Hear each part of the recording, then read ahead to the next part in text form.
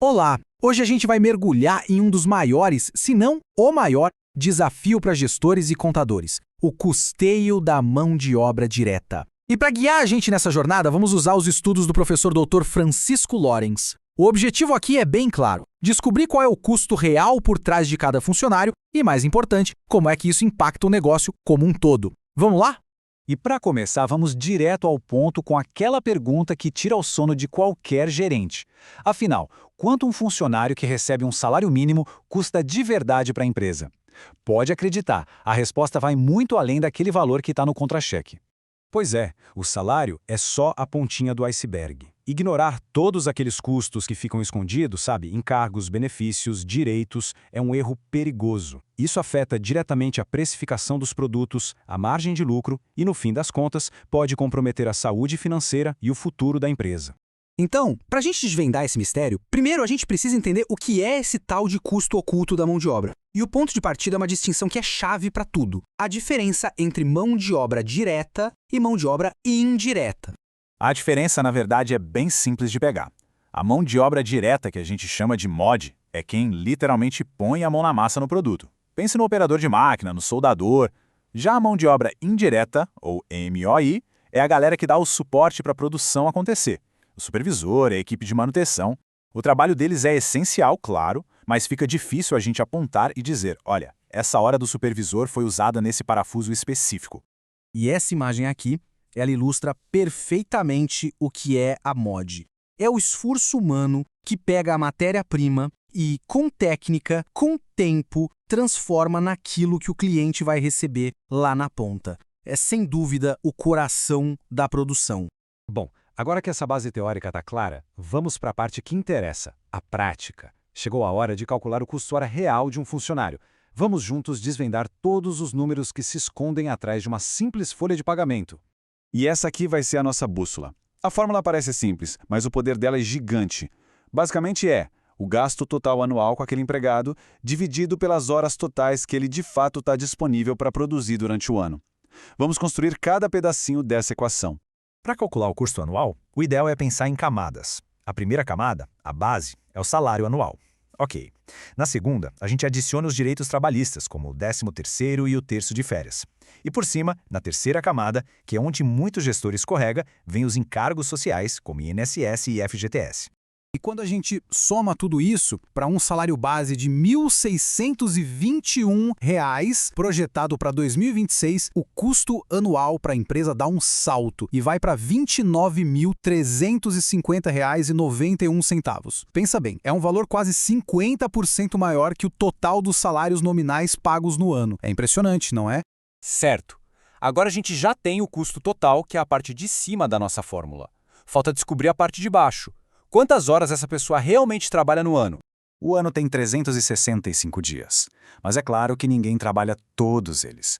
A gente precisa tirar os domingos, os dias de férias, os feriados, e fazendo essa conta de subtração, a gente chega no número real de dias que são efetivamente trabalhados. Daí é só multiplicar esses dias trabalhados pela jornada diária, e pronto. Chegamos a 1.984 horas. Esse é o tempo produtivo real que a empresa pode contar para o funcionário, ao longo de um ano. E agora, o grande momento. A gente pega o custo total anual e divide por essas horas efetivamente trabalhadas. O resultado? O custo hora real, R$ 14,79. É esse número que realmente importa para uma boa gestão de custos e para formar o preço de venda de um produto. Fantástico! Mas de que adianta ter um número tão importante desses e não usar? Certo? Então, vamos sair um pouco da teoria e ir para a prática. Vamos ver como aplicar esse custo-hora na hora de precificar um produto de verdade. Olha só como funciona. Imagina que para produzir o produto X, um funcionário dedica 132 horas no mês. Simples. A gente multiplica esse tempo pelo nosso custo-hora real de R$ 14,79. E o resultado? O custo de mão de obra direta para aquele lote de produto é de R$ 1.952,28, direto e reto. Mas calma aí. Sempre surge aquela dúvida. E o tempo ocioso? Sabe, quando a máquina quebra, ou quando falta matéria-prima, o funcionário continua lá, recebendo. Como é que a gente contabiliza esse custo? A resposta da contabilidade para isso é bem elegante. Esse tempo ocioso não é simplesmente perdido. Ele é reclassificado como custo de mão de obra indireta, a nossa MOI, E depois ele é distribuído ou rateado entre todos os produtos que foram fabricados naquele período. Assim, nada fica de fora do cálculo. Certo. Entendemos o cálculo, a aplicação. Mas o mundo dos negócios não para de girar, né? Vamos dar uma olhada no que o cenário de 2026 e o futuro nos reservam. O que está mudando no jeito de calcular e gerenciar o custo da mão de obra? O panorama é bem dinâmico. O salário mínimo, que é a base de muitos desses cálculos, está sempre sendo atualizado.